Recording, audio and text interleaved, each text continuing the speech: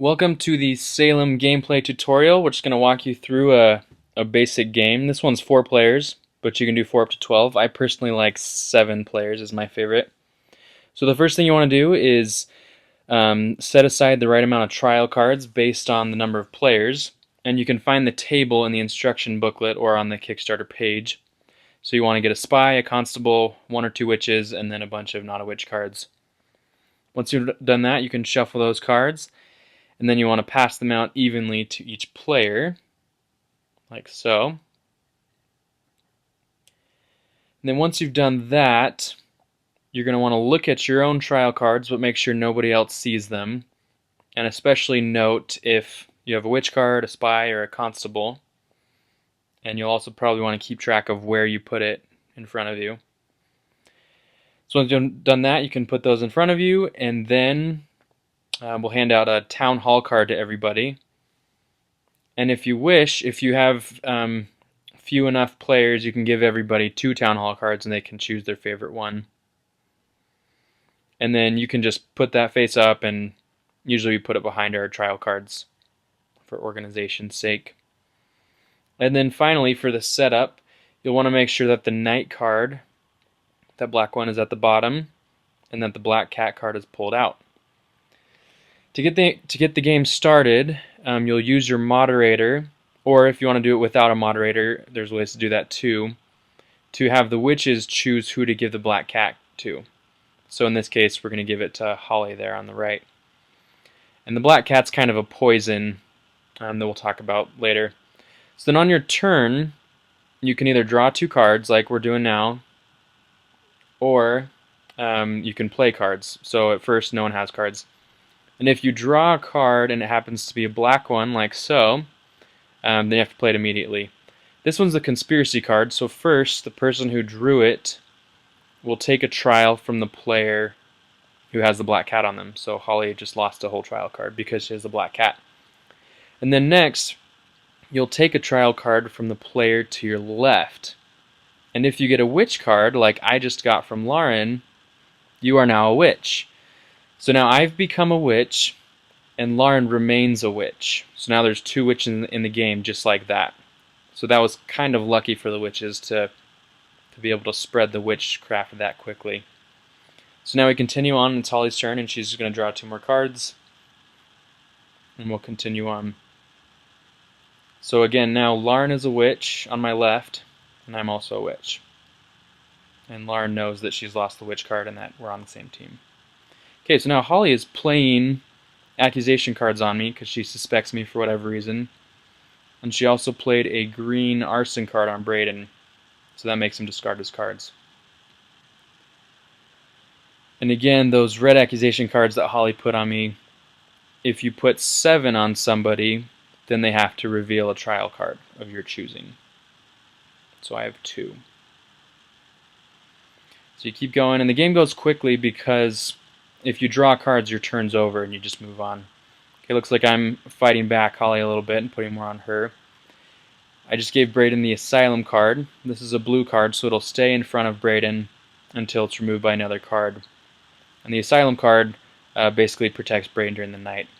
Okay, so Lauren just played the 7th trial card on Holly, and so she wants to choose that trial card to reveal, and again, Holly is not a witch.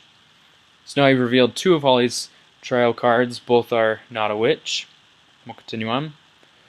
Lauren just put me in the stocks, perhaps to throw off suspicion that we're on the same team now. And that's going to skip my turn when it gets to me. Holly's playing more accusations on me. Oh, I forgot that I was skipped. Okay, skipped. Lauren's drawing cards. Now Braden looks like he's suspecting Lauren, so he put 1 on her, and then some more on me.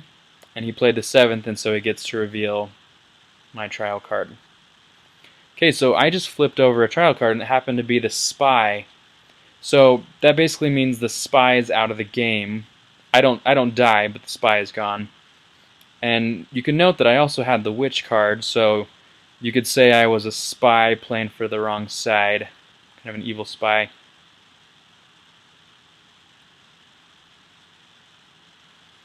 Okay, and we're going to keep going. Lauren's going to draw. Braden's also drawing as well. And it's kind of a balance of how much you want to collect cards versus play them. Because when you play, you can play as many as you want. And when you draw, your turn's over. Okay, so Lauren's playing some accusations on Braden. And she's giving me the piety card. This card basically says that no one can play any accusation cards on me. So it's a really nice card to have. And remember, you can never play cards on yourself. That's why Lauren couldn't give herself the piety card.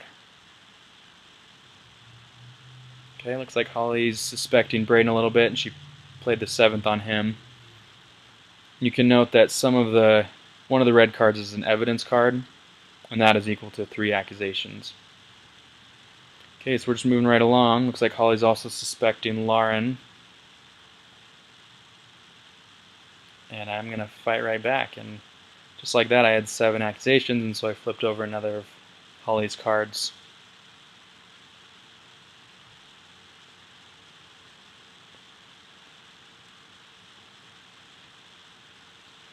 Okay, so moving right along.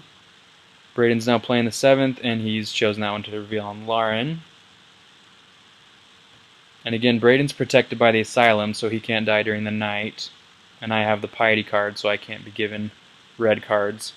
And Holly still has that black cat, so every time conspiracy is drawn, she'll lose a whole trial. Okay, I just played the curse card, and that gets rid of a blue card, so I just got rid of Braden's asylum card, so he can die during the night. And I just placed Lauren in the stocks, again, probably to throw off suspicion. I also used the scapegoat card, which is able to move any card in front of you to another player. So I moved the black cat from Holly to Braden.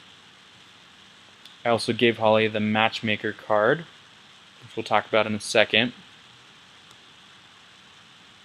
Lauren was just skipped. Now Braden is suspecting Holly. He's playing more accusations on her. Holly's drawn. And now the deck has just run out, and I've drawn the night card. So during the night, several things happen. Again, with the use of the moderator, or with that one, if you're going to play that way. First, the witches will choose someone to kill. So Lauren and I will open our eyes, and we've chosen to kill Braden. Then the constable will try to save someone. And it just so happens that I also have the constable card, so I'm not going to save the person I just killed. Again, that meaning there can be an evil constable. And then the spy would usually go, but the spy's already been eliminated.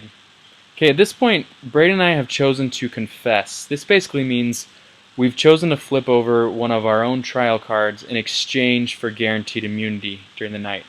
So that means if we were killed during the night, we flip over one of our own trial cards and we're guaranteed to not die.